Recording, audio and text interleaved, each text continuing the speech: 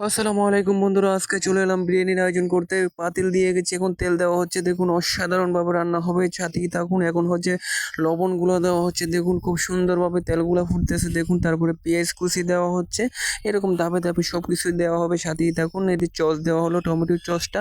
তারপরে দেওয়া হবে হলো আবার হচ্ছে বাদাম বাটাটা দেওয়া হচ্ছে। দেখুন তারপরে হচ্ছে আপনার দেখুন যে লাড়াচাড়া দেওয়ার পরে এখন আবার পেঁয়াজ বাটা অল্প ছিল, এটা বাকিটা দেওয়া হচ্ছে। তারপরে মরিচের গুঁড়াগুলো দেওয়া হচ্ছে। দেখুন ধাপে ধাপে কিন্তু সব কিছু দেওয়া হচ্ছে।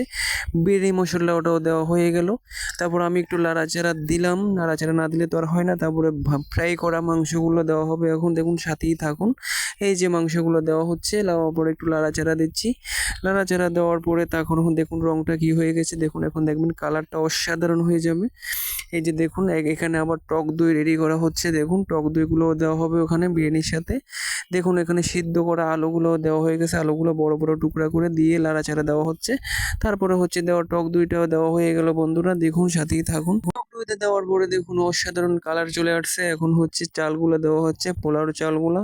দেখুন ভালোভাবে চালগুলো ঢেলে দিয়ে নাড়াচাড়া দিয়ে তারপর পানি দিয়ে রেখে দিলাম। দেখুন কালারটা হয়ে গেল কিরকম। তারপরে কিছুক্ষণ পরে রেডি হয়ে গেল আমাদের সুস্বাদু বিরিয়ানি।